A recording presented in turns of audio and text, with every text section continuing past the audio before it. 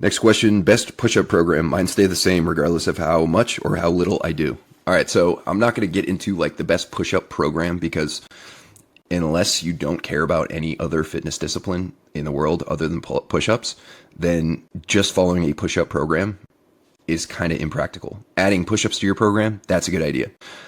Additionally, I will challenge you and say that there is zero chance that regardless of how little or how many you do, you don't get any better.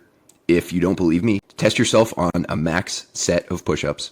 Take the next 6 weeks off from any sort of push-ups and then see where you're at. I almost guarantee you're going to be a lot lower than you are because you did a lot fewer push-ups. So I highly doubt that that is what you're trying to say. And if it is, then that's just doesn't make any sense. It's not actual fact. How to improve your push-ups? Any number of different things. One, consider frequency. Of course, you want to consider specificity. So if you're trying to improve hand release push-ups versus regular push-ups versus like weighted push-ups versus deficit push-ups, specificity is key. So the one you're trying to improve the most is the one you should do the most, but that does not mean you have to only do those types of push-ups. You can do other types of push-ups. You can do other pushing exercises, but always specificity is key. A lot of people jump in here and they say, oh, I just started doing weighted dips and close grip bench press and incline press and overhead press and my push-ups went up. Maybe they did, but that's not the best way to improve your push-ups. The best way to improve it is to be very specific and do lots of push-ups.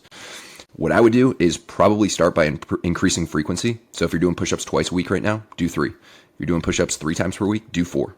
And also you want to consider intensity. You want to consider how you set them up. You also want to consider what your goals are. So if your goals are, for example, to get 60 push-ups, 60 hand release push-ups in 2 minutes, you want to practice doing push-ups at that speed. And you want to give yourself the stimulus to adapt to doing them under fatigue because you're going to be fatigued later on in the set. But at the same time, another thing that people fuck up is they do max sets of push-ups all the time. They just try and max out every single time they do push-ups in hopes that their number's going to go up. That would be like me trying to max my mile time by just running a mile as hard as I can every time I train instead of actually training. That's just testing. It's not training.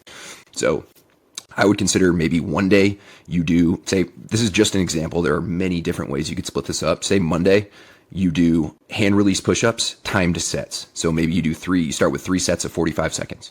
Then maybe the next week you add 15 seconds to one of those 2 sets. Then maybe the next week, another 15 seconds to another set or 2, and so on and so forth. On that day, you are practicing doing the push-ups at a certain pace that you're going to want to do on the ACFT. So for example, if you get exactly 1 rep every 2 seconds on the ACFT, you're going to max it. You're going to get 60. There's 2 minutes to do it. With a little bit of buffer room, 1.75 seconds per rep. So you're doing 15 to 20 reps or so every 30 seconds. You're going to give yourself some buffer room. But also, another thing people mess up, and I'm getting really specific on hand release push-ups, but people will go really, really fast, almost like they're doing regular push-ups and trying to use that stress shortening cycle at the bottom. So make sure you're working on pace. And this can be the same thing if you're doing it for regular push-ups. 3 sets of 45 seconds, 3 sets of 60 seconds, whatever, and continue. That's Monday's session. Wednesday, I would do some sort of push-up variation.